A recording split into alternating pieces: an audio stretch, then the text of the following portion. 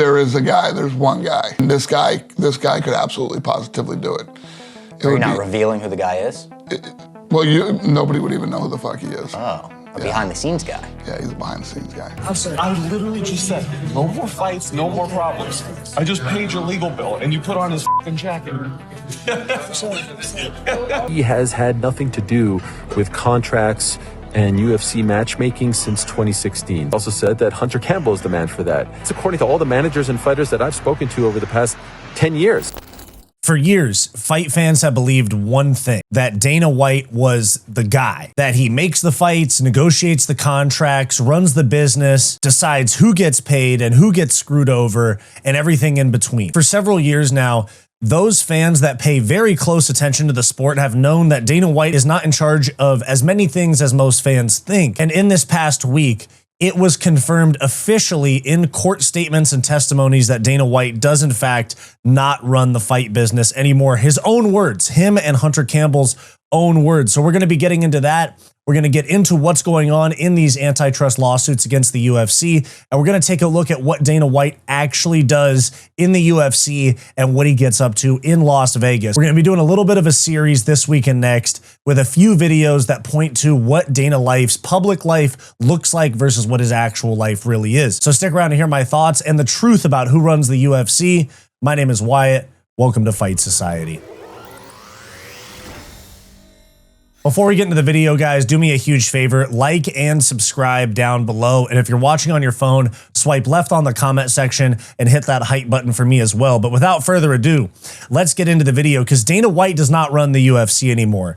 Here are a couple of clips right here from Dana White and Hunter Campbell in court the last couple of days for a UFC antitrust lawsuit regarding their business practices. Now, this right here, Dana White on his role in UFC matchmaking and contract negotiations. He says less than zero involvement with UFC contract negotiations. You won't find one manager on this planet who will tell you I've negotiated a deal in I don't know how long. And then Hunter Campbell here says about what Dana White does, growth and strategy. Things like UFC Noche at the Sphere, UFC White House, the UFC in Azerbaijan. He is also completely obsessed with production and how the product looks and spends a great deal of time with the production crew. I run the UFC fight business and he runs the entire company. Now we're going to get into what that actually means and we'll get into what that actually means. But before we get into that, I got to shout out Zach Arnold and Nate Wilcox over with the MMA Draw newsletter because they have covered this greatly the last few days about what actually goes on with the UFC. They've done a great job covering the federal UFC antitrust civil suit. Now right here says we've got full coverage of today's evidence spoliation hearing in the federal UFC antitrust civil suit, including comprehensive notes on the testimony of Dana White and UFC Vice President Tracy Long. We'll get into Hunter Campbell's in a moment, but this is a general overview of what's going on, all right? Of course, they had to pay out $375 million for a Lee versus Zuffa class action lawsuit back in 2024. But here we also have Cajun Johnson versus Zuffa was originally filed in 2021 on behalf of fighters who fought from July 1, 2017 to present. And Misha Cirkunov versus UFC was filed on May 23rd, 2025 on behalf of fighters who fought from July 1, 2017 to present. But those who purportedly signed a contract that included an arbitration waiver. Both cases are sort of sequels to Lee versus Zuffa, which TKO had to settle for $375 million back in 2024, which covered fighters who fought in 2016 and earlier. The high stakes part of these cases is that not only does each present the possibility of another 9-figure settlement, but it also presents the possibility of injunctive relief, meaning TKO might be forced by the federal government to modify their business practices. Now, today's testimony does matter. And here we get into Dana White's big admission, along with some other things in the next few minutes. But Dana White has a big admission. Hunter Campbell runs the UFC. Now, what does that mean? Dana White rarely communicates with UFC fighters or managers. In fact, Dana White hasn't even been involved in UFC matchmaking or contract negotiations since Ari Emanuel bought the promotion back in 2016. That's when Dana claimed he turned to UFC counsel Hunter Campbell and said, "Congrats, you get to do this." Under oath, Dana White said this. So Dana White, under oath in 2016, 2017, turned to Hunter Campbell, who, if you guys don't know, was the head of UFC legal counsel because his dad's law firm represented the UFC. Under oath, he said, Hunter Campbell runs the fight game. And that's where Dana came in and said less than zero involvement in UFC contract negotiations and matchmaking and all of that. But Hunter Campbell runs the UFC. And then there's a bunch of things that involve missing phones and potential hidden evidence that could get the UFC in a lot of trouble. But what else was shown is that there has been missing phones, deleted text messages brought up in this court case, and they're blaming it on Ari Emanuel's relative. It says of all the crazy defenses and excuses that the UFC's legal team could have raised in Judge Boulware's courtroom regarding missing phones and deleted text messages, this was the very last excuse I could have ever expected. After the first court recess, UFC's counsel and Dana White set up a scenario under oath that one of Ari Emanuel's relatives was working as a stooge runner at the UFC's office and was supposedly fired for stealing gimmicks like Little League rings. I would laugh at the absurdity of the story, except for the fact that it is true that Ari Emanuel has had relatives working for TKO, namely his daughter Ashley, who was Vince McMahon's executive assistant. The idea is to create plausible deniability about why one of Dana White's old phones turned up missing from the office where evidence is stored. It's a legal defense trying to head off the possibility that someone at TKO might have engaged in intentional and malicious destruction of evidence.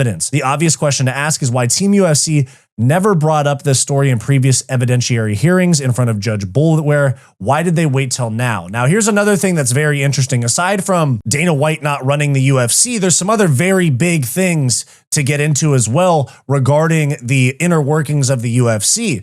And one of the big things that we got was a conversation, text messages, apparently between Ilia Topuria and his management, Malki Kawa, who also manages like John Jones and stuff, if I think. But they had a contract problem right before UFC 317 back in June, where Ilia Topuria knocked out Charles Oliveira to become UFC lightweight champion.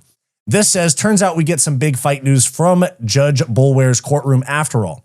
Tracy Long, UFC vice president and longtime UFC paralegal and key guardian of secrets and records, was confronted by the plaintiff's attorney, Patrick Madden, regarding communications between Mrs. Long and Hunter Campbell. Madden was trying to establish that Long discussed fighter pay in communication with matchmakers Hunter Campbell, Sean Shelby, and Mick Maynard. In the process of trying to destroy that Tracy Long had a more of a hands-on role with UFC fighter contractual duties than she was admitting under oath, the plaintiffs got Miss Long to confirm text messages on the record discussing Ilia Topuria and first-round management. It turns out, according to Wednesday's court hearing, that there was a contractual holdup right before Ilia Topuria's fight with Oliveira at UFC 317, right up until the fight. As to what the nature of the holdup was, we don't know, but something interesting happened, and Tracy Long appears to have been in the conversation about it. Now, not only is this a big deal because it shows all of the contractual disputes and things that happen, such as Ilia Topuria maybe holding out for more money, maybe there was a dispute over pay-per-view points because Ilia Topuria vacated the featherweight title to move up to lightweight. Even though he technically was no longer a champion, he did vacate, and that's kind of the UFC's new model for double champs, is vacate your belt and move up as opposed to hold two belts at once. And what I think that this means is that the UFC probably wanted to, this is just conjecture, speculation on my end, but this makes me think that Ilia Topuria wanted championship pay. Like he was already holding a belt, and the UFC wanted to stiff him on what it would have been championship pay-per-view points, where you get a cut of the pay-per-views bought. And apparently it was smoothed over, obviously, because Ilia Topuria went on to fight Charles Oliveira and become champion. But what you see right here is that there is multiple levels of UFC personnel that are involved, like, oh my God, Ilia might not show up to 317. We got to get this under control. He hasn't signed the contract, this, that, and the other. So not only did that fight come together on like 6 weeks notice, because it mostly had to do with whether or not Bilal Muhammad won or lost to Jack Della Maddalena at UFC 315. After Bilal lost to JDM, and the fight came together very quickly at UFC 317, because with Bilal losing, that meant that Islam would move up to 170 and vacate the 155 belt. They were going through a little bit of a shit show trying to get Ilia Topuria to actually show up. And while Ilia Topuria seems like a cool guy, and he did just in fact beat the domestic abuse allegations brought forth by his ex-wife, and they did reach a divorce settlement. Some people might look at this and be like, damn, Ilia Topuria is a prima donna. He wouldn't show up for his contract. I think that Ilia Topuria and his management know that the UFC plays hardball with fighters. And when somebody like Ilia Topuria, very big star at the top of a pay-per-view that they really need to happen, and a fight against Charles Oliveira that they really need to happen for International Fight Week, he decided to play some hardball with the UFC, which I think they probably didn't like. And that's what sent the UFC brass into a frenzy, is because they're not used to someone playing hardball with them. And when it's somebody as big as Ilia Topuria and they need him to headline a pay-per-view, they have actual leverage. Now here we have a few other things as well. Dana White kind of tried to like say he doesn't know how to use a phone essentially to hide evidence, in my opinion. So Richard Boulware produced results from his lines of questioning with Dana White and Tracy Long that the plaintiff's attorney, Michael Delangelo, completely failed to accomplish. To be charitable to Mr. Delangelo, he was treating this spoliation hearing more like a trial rather than a fact-finding mission. Questions that should have taken a matter of seconds to ask, he spent minutes trying to set up intricate I gotchas. And I guess what happened is Tracy Long, this VP person at the UFC,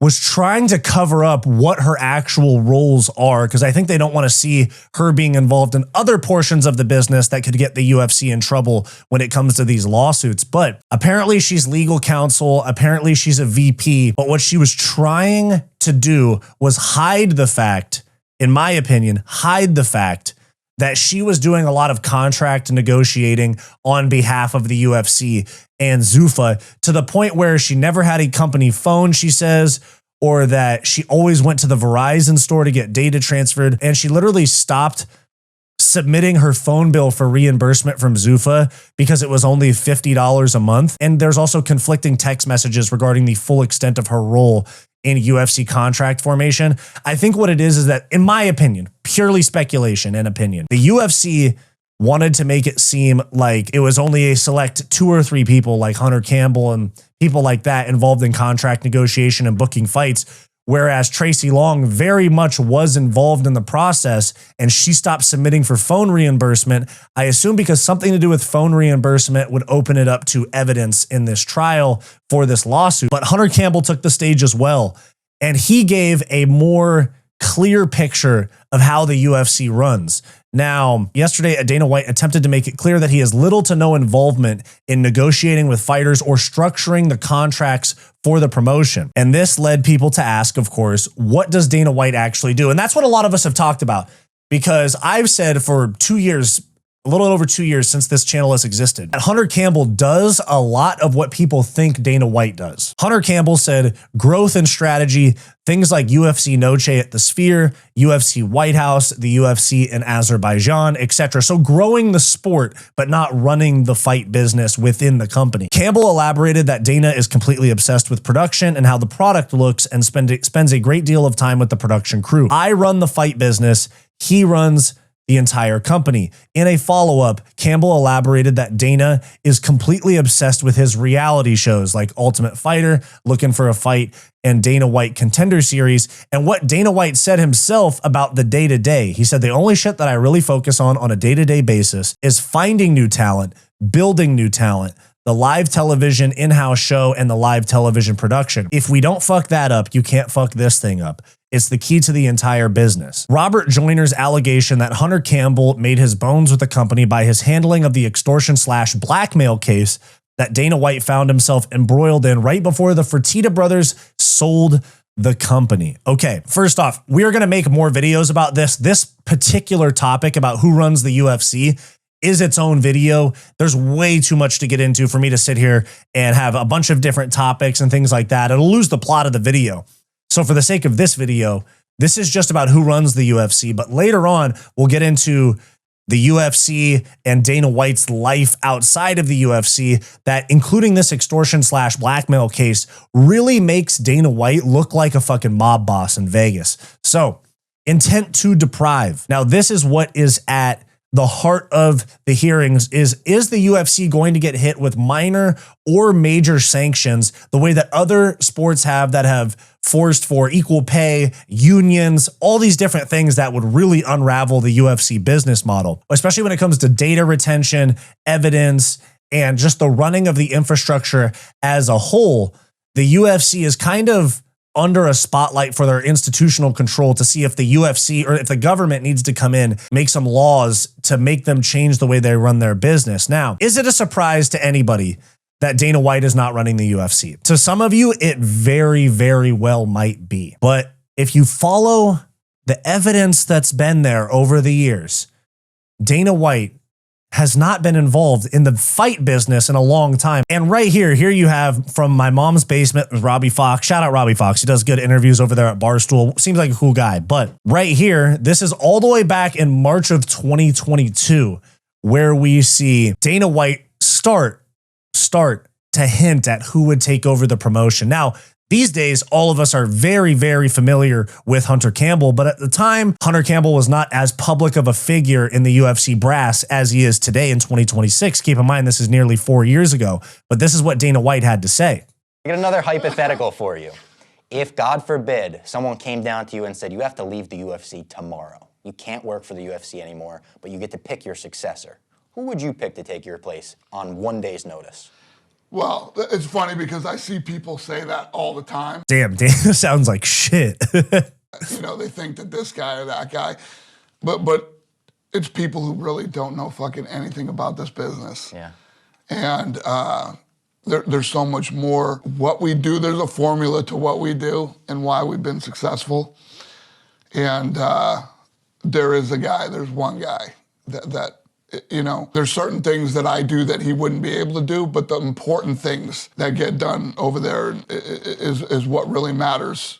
And this guy could absolutely positively do it. Now, in my opinion, that sounds like Dana White is saying, now that we have all this context 4 years later, yeah, Hunter Campbell can run the fight business.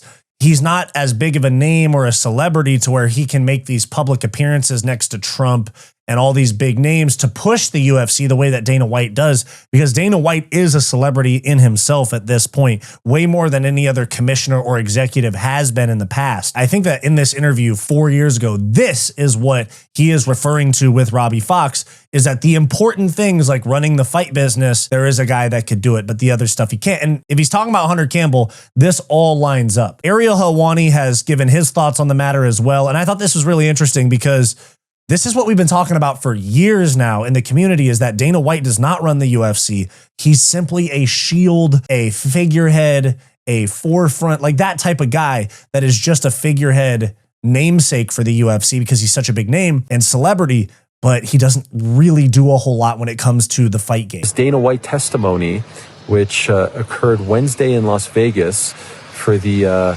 class action lawsuits. You know, we know about the one that has come and gone. But there are still two more that have yet to play out.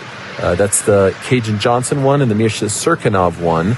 And Dana White and Tracy Long, longtime paralegal, longtime member of the UFC's legal department, on the stand yesterday. And I'm not going to get into the nitty gritty. I'll leave that to the boys, who will do a phenomenal job of getting into all of that. But I did want to weigh in on him essentially saying that he has had nothing to do with contracts and UFC matchmaking since 2016, since the company was sold to Endeavor and, you know, the Fertittas left. And he essentially also said that Hunter Campbell is the man for that. And my take on that is, I told you so. I've been telling you this for a long time. Hunter Campbell is the straw that stirs this drink.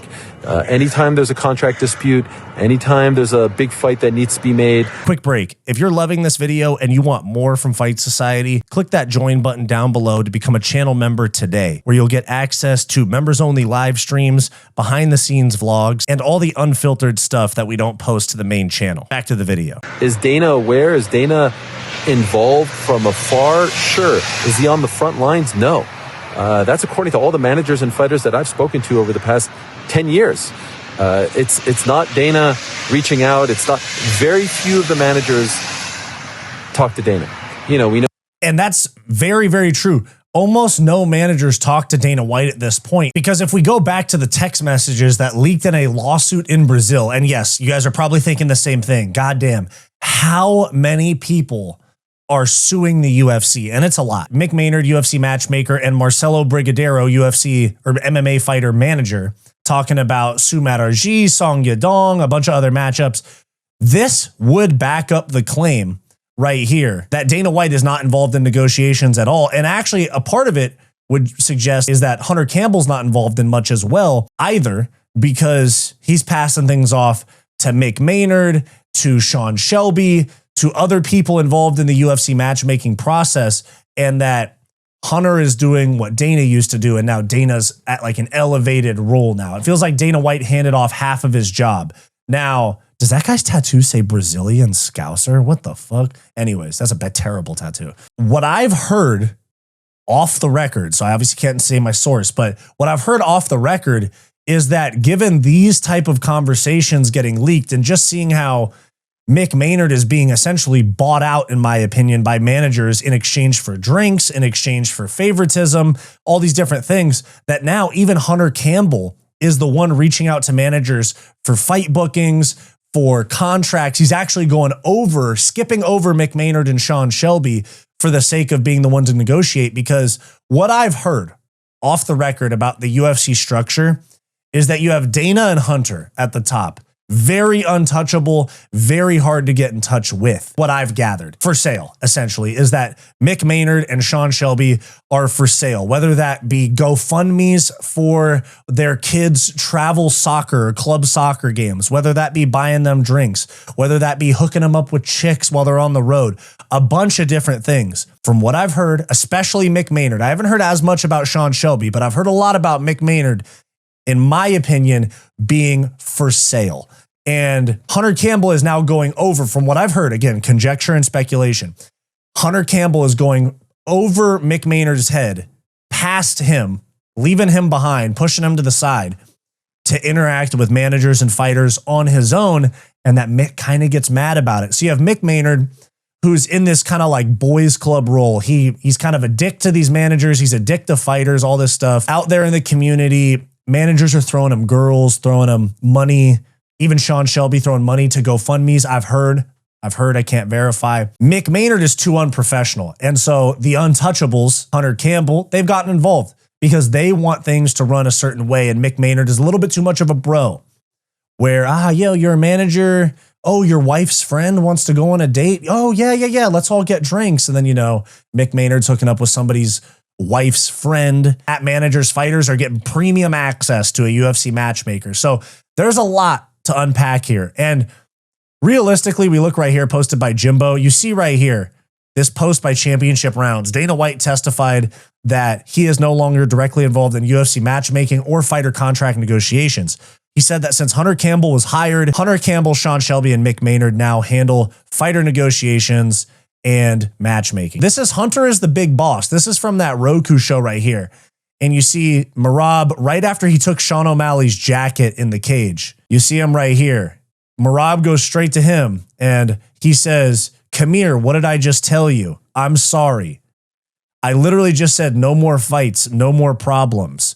I just paid your legal bill." And you put his jacket on. I'm sorry. Look at Hunter Campbell is doing the backstage stuff that Dana White used to do back in the day. So Hunter Campbell, 100% is in charge of the UFC. And it's not a big surprise to me, but it's nice to see it confirmed because it's the suspicion that we've all had. And going forward over this next week and a half, we're going to be doing some deep dives into what Dana White actually gets up to with the UFC and Las Vegas, guys. So Dana White does not run the UFC. That is very clear cut. Hunter Campbell is who most of us think Dana White is. And there's a lot of lawsuits and there's a lot of super unprofessional institutional control problems that could cause massive red flags and speed bumps for the UFC in the next 2 lawsuits. So let me know your thoughts down below. Are you surprised at Dana White not being in charge of the UFC? Do you even care? And what else do you think? Let me know down below. I'll see you guys next time. Do you want more from Fight Society? Like and subscribe below this video and click the join button to become a channel member today to get access to behind the scenes vlogs and members only live streams.